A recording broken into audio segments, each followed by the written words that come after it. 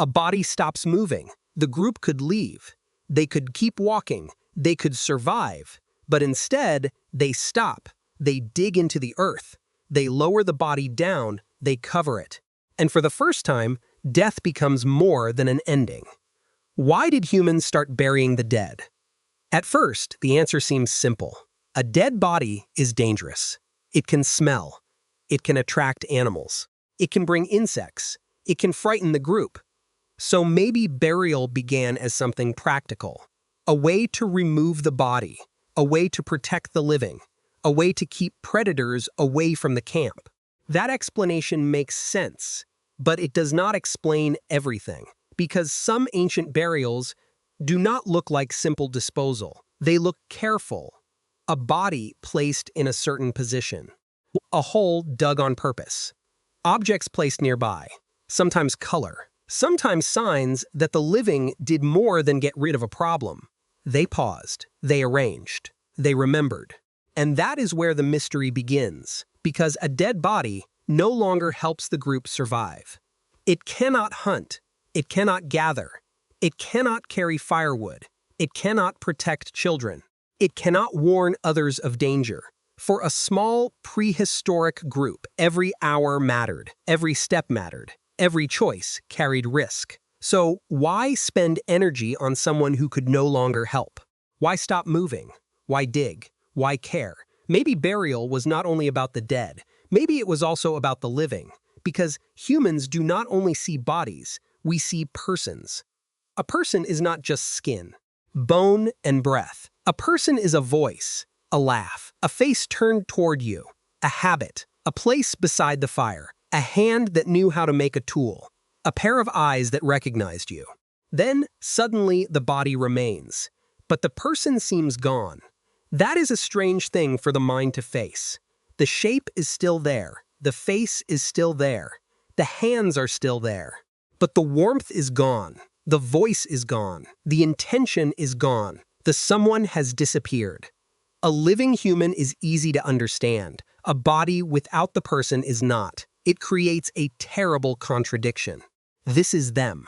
And this is not them anymore. That gap may be one of the oldest human mysteries. Long before written religion, long before temples, long before philosophy. There was this question, where did the person go? Maybe no one said it in those words. Maybe they had no language for it yet, but the feeling was there. The body was present. The person was absent, and the group had to do something with that pain. Burial may have been one answer, not a perfect answer, not a final answer, but a human answer, a way of saying, this body is not just matter. This was someone. This person belonged to us. A grave gives death a shape. Without a grave, death can feel scattered. A body can disappear into grass. Animals can carry it away. Rain can wash it apart. Wind can erase the place. And then grief has nowhere to stand. But a grave says, here. This is where we stopped. This is where we placed them. This is where the story changed. A grave turns loss into location. That may sound simple, but it is powerful because humans remember through places. A path can remember footsteps. A cave can remember voices. A fire pit can remember a night. And a grave can remember a person. When the living return to that place, memory becomes physical. They do not only think of the dead, they stand where the dead were placed. The earth itself becomes a marker, a quiet sign that says, someone mattered here. This may have helped early humans survive emotionally, not by removing grief, but by containing it. Grief is dangerous in its own way. It can scatter attention. It can weaken the group. It can make the world feel broken. A burial gives grief a ritual shape, even a simple one. Stop, dig, place, cover. Remember, the steps matter. Because when the mind faces something too large, it often needs an action, something the hands can do when the heart does not know what to do. Maybe the first burial was not planned. Maybe no one invented it all at once. Maybe one group simply could not leave a body exposed. Maybe someone covered a loved one with stones. Maybe someone placed a body in a shallow hollow. Maybe someone returned later and remembered. Then another group did something similar. Then another. Over time, the action became meaningful, not because anyone wrote a rule, but because the gesture felt right. This is how many human things begin, not with a clear idea, but with a repeated feeling, a need, a pause, a gesture, and eventually a pattern. Burial may have become one of the first patterns of human memory. Before writing, humans still needed ways to remember. They remembered in stories. They remembered in marks. They remembered in songs. They remembered in objects. And perhaps they remembered in the ground. A grave is not only a place for a body. It can become a place for identity. It says, this person was part of us. This group was here. This land holds our dead. That last idea is enormous, because once the dead are placed in the ground is no longer just ground. It becomes connected to the group. It becomes memory. It becomes belonging. A living group can move across a landscape, but a grave can make one place feel different from all other places. This is where someone we loved remains. This is where our story touches the earth. Over time, that feeling could grow. The dead could become ancestors. Places could become meaningful. Memory could become tradition, and tradition could become identity. We have to be careful here. We do not know exactly what the earliest humans believed. We cannot climb inside their minds. We cannot hear the words they may have spoken. Some early burials are debated. Some evidence is uncertain. Sometimes a body may have ended up in the ground by accident. Sometimes nature can imitate intention. Scientists have to ask carefully, was this really a burial? Was the body placed deliberately? Were objects placed with meaning? Was this care or coincidence? The evidence is limited, but the larger pattern is hard to ignore. At some point, humans began treating the dead differently. Not always, not everywhere, not in one simple way, but again and again, we see signs that death became more than a biological event. It became social, emotional, symbolic, human. That is the important part. Burial does not only tell us what humans did with bodies, it tells us what humans were becoming. An animal can notice death. Many animals react to death. Some appear disturbed by it. Some remain near the dead. Some touch, guard, or return. But humans did something unusual. They made death into a question. They gave it form. They turned loss into action. They made a place for absence. That may be one of the deepest differences between surviving and meaning-making. A survival-focused creature asks, is there danger? Can we eat? Can we move? Can we live another day?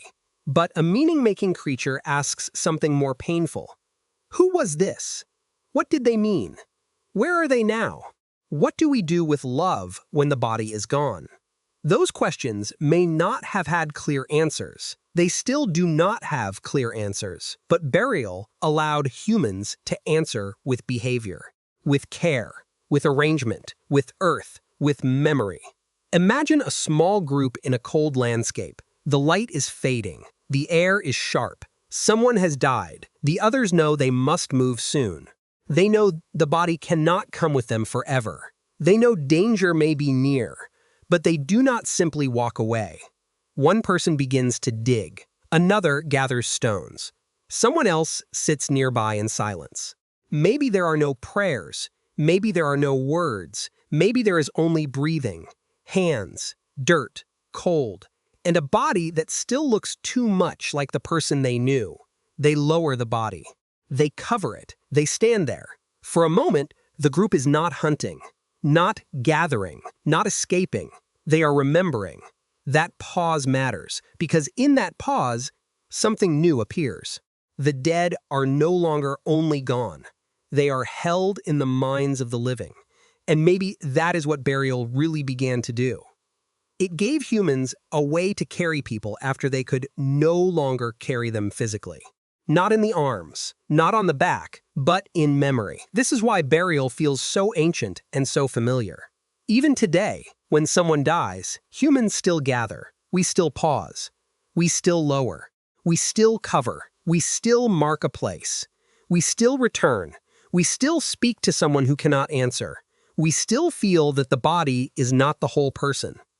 We still struggle with the same impossible gap. They are here, and they are gone.